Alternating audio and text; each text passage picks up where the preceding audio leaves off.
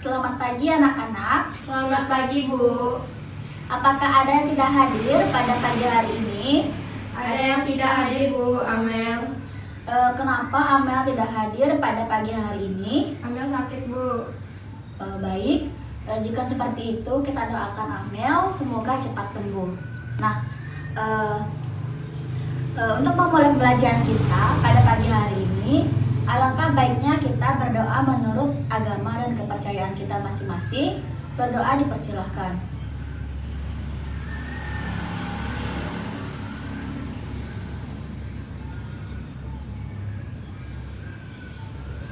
Berdoa dapat diakhiri.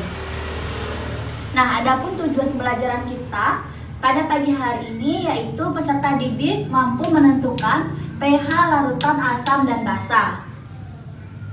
Nah, sebelumnya kita sudah mempelajari materi mengenai indikator asam dan basa, yang mana indikator asam dan basa itu terbagi menjadi dua, yaitu yang pertama ada indikator alami dan indikator buatan.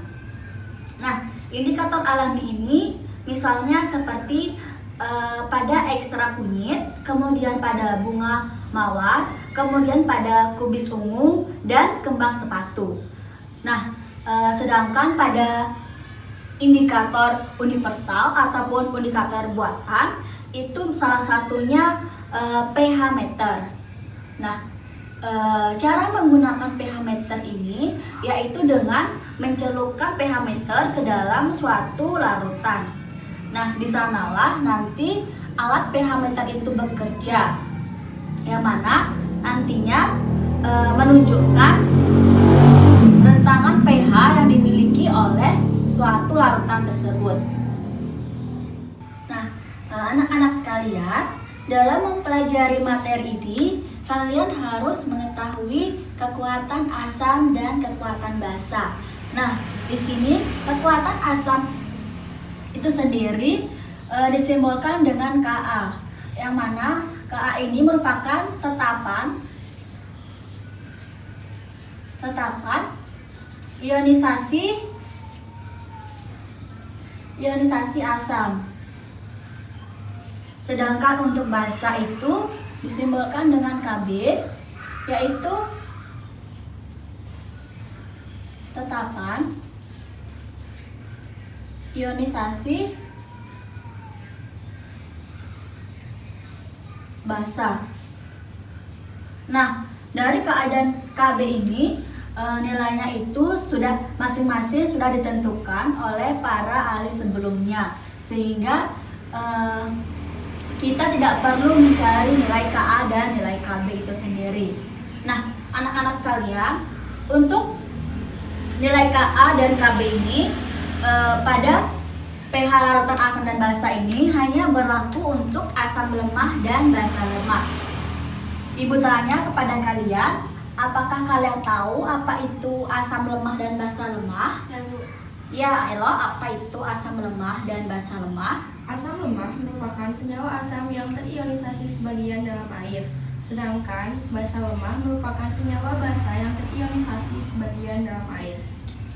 Bagus sekali ya penjelasan dari Elo. Nah, kemudian ibu tanya lebih lanjut, apakah dari kalian berdua ada yang tahu apa saja contoh dari asam lemah itu?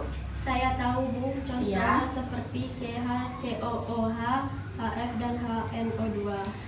Baik, ibu luruskan kembali ya, yang Indah maksud itu bukan CH, COOH, tetapi CH3COOH. Nah, ibu akan berikan beberapa contoh dari basa lemah itu sendiri, misalnya pada NH3 atau amina, kemudian pada hidrazin dan metilamina. Baik, dari penjelasan ibu sebelumnya, apakah ada yang ingin ditanyakan? Saya ingin bertanya, Bu, Ya, bagaimana cara kita dapat mengukur tingkat keasaman suatu larutan? baik. Cara kita mengukur tingkat keasaman suatu larutan itu dengan kita mengetahui berapa pH yang dimiliki oleh suatu larutan. Nah, apakah kalian mengetahui apa itu pH? Saya belum tahu, Bu. Baik, jika kalian belum mengerti, maka Ibu jelaskan mengenai pH. Nah, ukuran tingkat keasaman ataupun kebasaan suatu larutan itu ditentukan oleh konsentrasi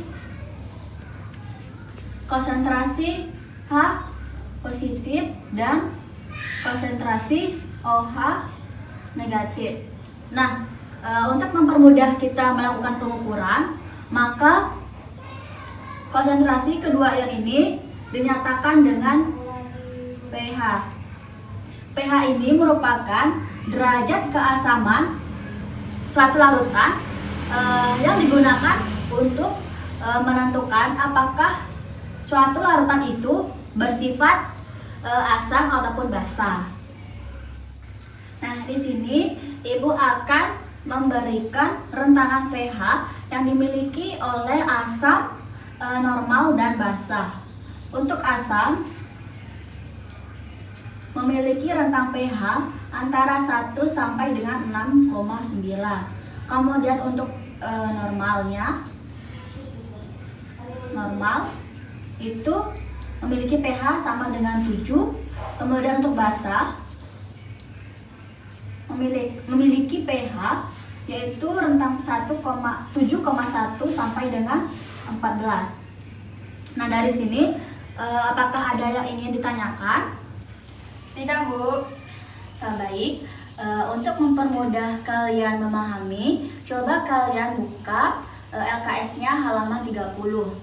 Nah, di sana terdapat beberapa contoh larutan seperti CH3COOH, HCl, NaOH, dan NH4OH. Nah, dari masing-masing larutan ini mempunyai konsentrasi yaitu 0,01 molar. Nah, coba kalian amati, Ibu berikan waktu selama 3 menit. Untuk itu Ibu persilahkan.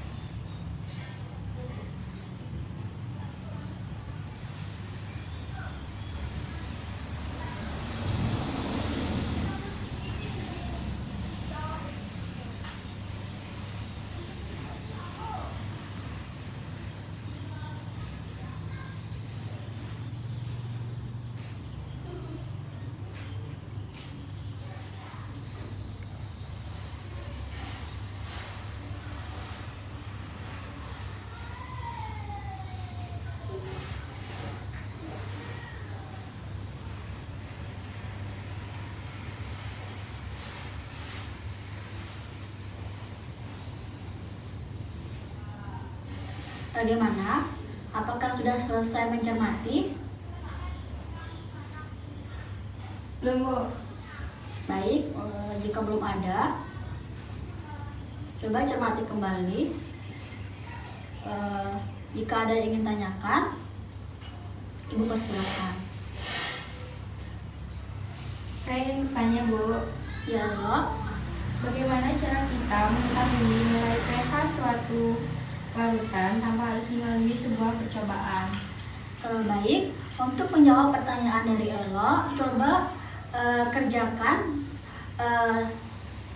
soal halaman 31 itu. Nah, di sana ada soal. Apakah sudah dilihat? Iya, Bu. Baik, untuk soal yang pertama yaitu menghitung pH larutan H2SO4 0,05 molar. Nah, di sini kalian harus mengetahui terlebih dahulu, yaitu yang pertama molaritas asam yaitu 0,05 molar. Kemudian, nah untuk H2SO4 itu terionisasi menjadi 2H positif plus SO4 2 negatif. Nah, untuk valensinya yaitu 2. Untuk menghitung pH satu larutan, maka kita harus mengetahui terlebih dahulu konsentrasi dari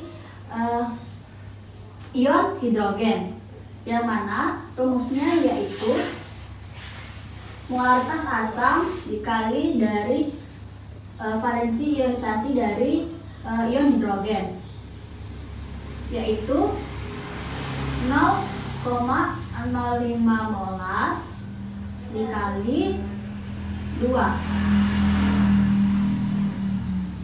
yaitu 0,1 molar. Nah, setelah itu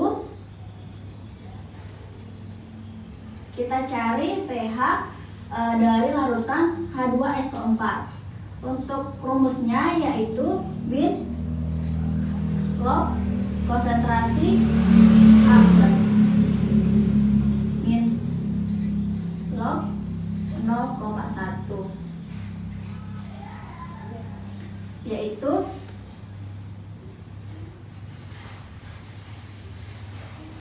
barengan 1. Nah, dari sini apakah kalian sudah mengerti atau masih belum mengerti? Dari saya sudah mengerti. Nah, jika sudah mengerti, di sini kan nilai pH-nya yaitu sama dengan 1. Sehingga terbukti semakin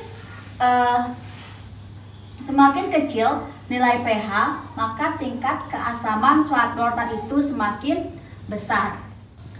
Baik, jika tidak ada yang bertanya, coba kalian kerjakan pada nomor selanjutnya. Nah, Ibu berikan waktu selama 7 menit untuk mengerjakannya. Untuk itu Ibu persilahkan. Baik, Baik, Bu. Bu.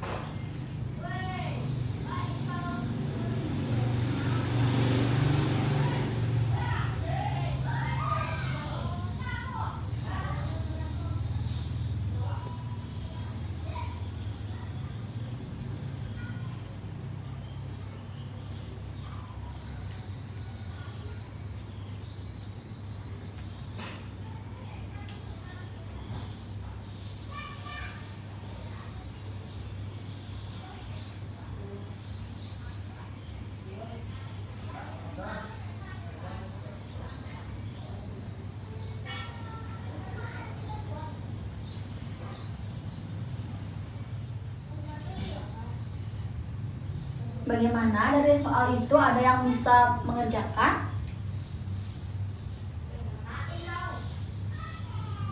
Kamu bisa? Bisa, Bu. Baik, jika bisa, dipersilakan maju ke depan untuk mengerjakan soal tersebut. Oke.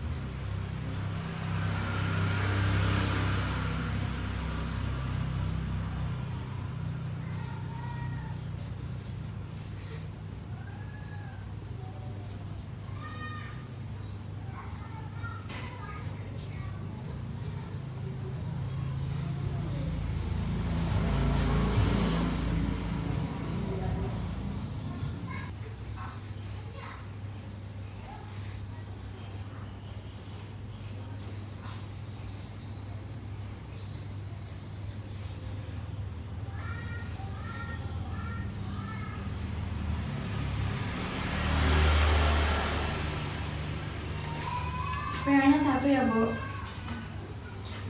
Baik, benar ya. Jawaban dari Elo, yang mana HCl itu terionisasi dalam air menjadi H positif dan Cl negatif, yang mana telah diketahui bahwa molaritas yang dimiliki oleh HCl itu yaitu 0,1, kemudian A-nya atau valensinya itu sama dengan 1, sehingga untuk mencari pH maka kita cari terlebih dahulu konsentrasi dari H positifnya, yaitu molaritas asam dikali dengan valensinya, yaitu 0,1 molar dikali 1 sama dengan 0,1,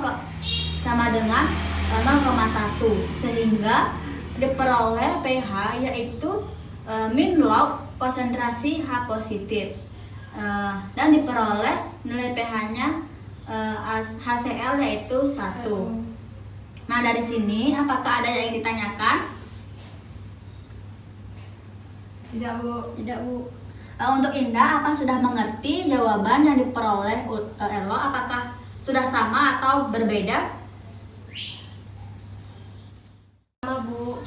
Baik, jika sudah sama. Nah, ini merupakan cara yang tadi sudah Elo tanyakan, yaitu mengenai apakah suatu larutan itu dalam penentuan pH-nya dapat ditentukan tanpa melalui percobaan. Nah, di sini sudah kita buktikan bahwa dengan menentukan nilai pH suatu larutan asam dan basa itu dapat ditentukan melalui rumus ini.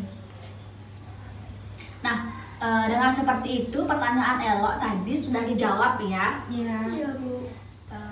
Baik, jika tidak ada yang bertanya mengenai penentuan pH larutan asam, kemudian kita lanjut pada pH basa. Nah, di sini Ibu akan memberikan contoh soal, yaitu misalnya menghitung pH larutan NaOH 0,04 molar. Nah, di sini kita terlebih dahulu mengetahui ionisasi dari NaOH. NaOH terionisasi menjadi Na positif plus OH negatif. Nah, kemudian kita telah ketahui molaritas basa yaitu 0,04 molar. Kemudian valensi basa yaitu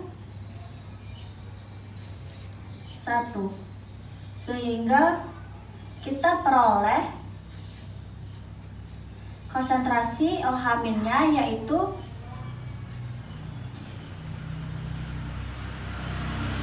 M basa kali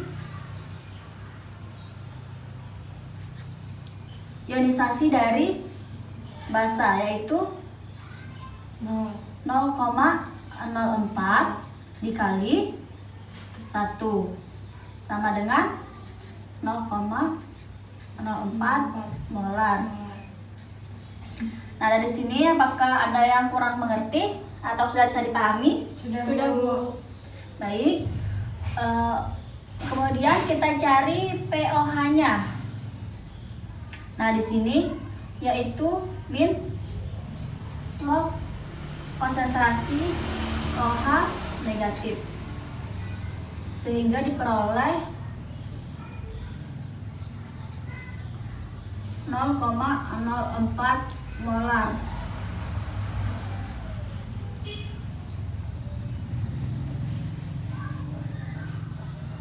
Yaitu 1,39.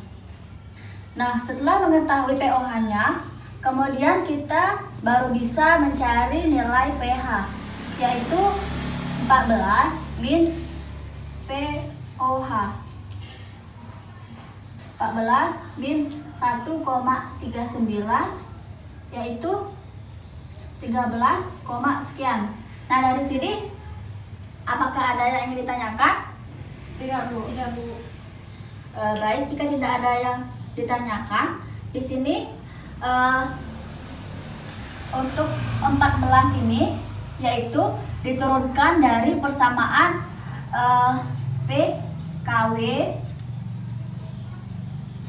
pOH plus pH, sehingga nanti diperoleh nilai pH itu sendiri yaitu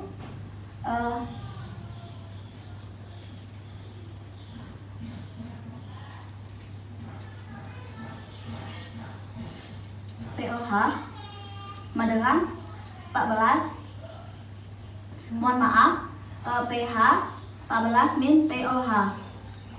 Seperti itu. Untuk nilai KW-nya ini yaitu dari diperoleh dari 10 pangkat minus 14, yaitu konsentrasi dari air. Nah, apakah ada yang ditanyakan? Tidak, Bu.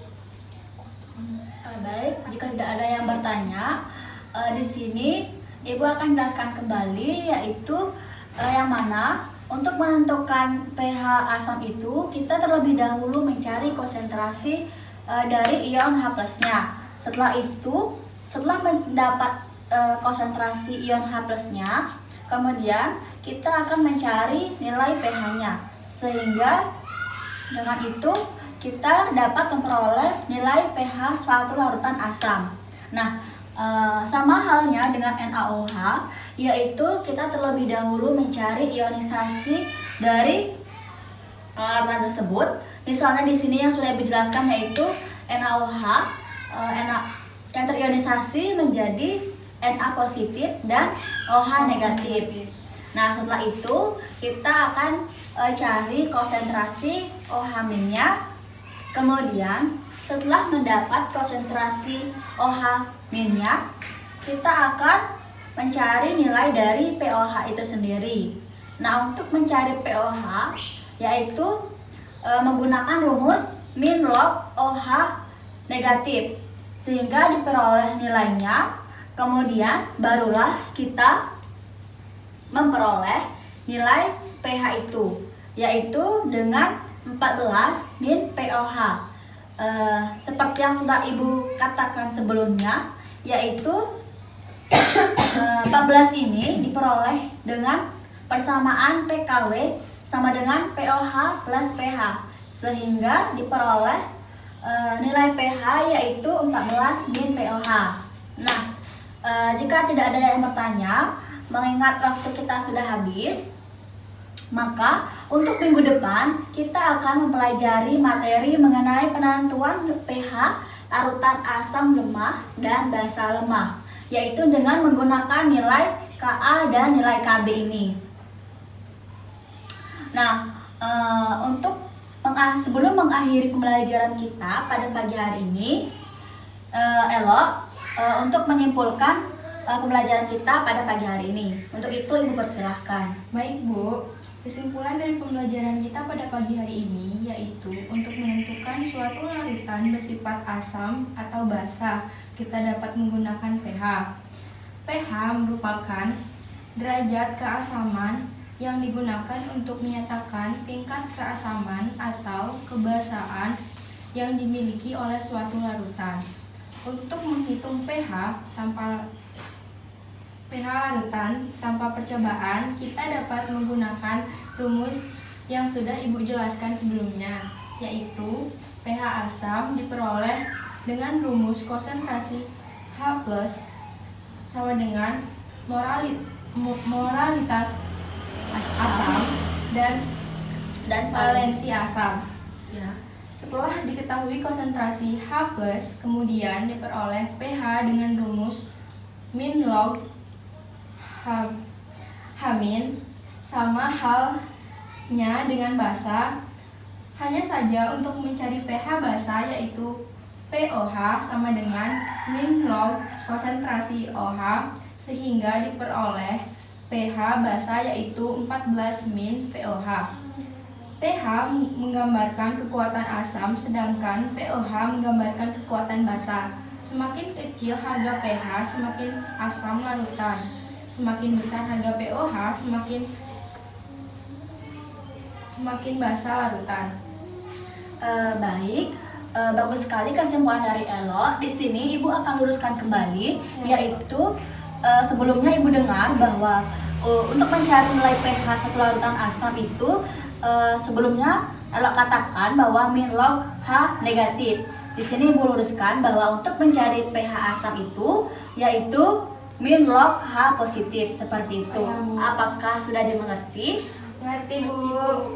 Baik, jika sudah mengerti, kita akhiri saja pertemuan kita pada pagi hari ini. Jangan lupa minggu depan pelajari apa yang sudah Ibu sampaikan sebelumnya. Ya Bu. Baik, untuk mengakhiri pelajaran kita pada pagi hari ini, alangkah baiknya kita berdoa menurut agama dan kepercayaan kita masing-masing. Berdoa dipersilahkan.